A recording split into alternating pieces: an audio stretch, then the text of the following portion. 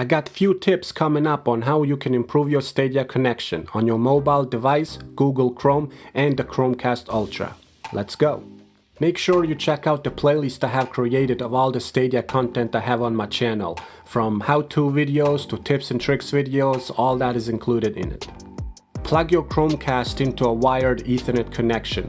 If that's not possible, try using Wi-Fi with the Chromecast closer to your Wi-Fi router. This should and will increase signal strength. Just remember not to get too close. Keep them at least 2 feet apart so there's no interference. On your TV, turn on game mode in your TV settings.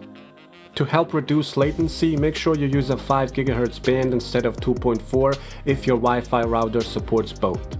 If you're using Google Chrome on your laptop, stop or pause any downloads or online backups. This can free up bandwidth. Disable any Chrome extensions such as VPN extensions that would block WebRTC protocol.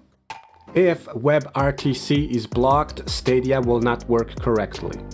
If you're using your mobile data to play Stadia and find it's not working correctly for you, it may not be strong enough. Try using Wi-Fi if possible, of course. Another problem with mobile data is if you're using it, you won't be able to use your controller wirelessly.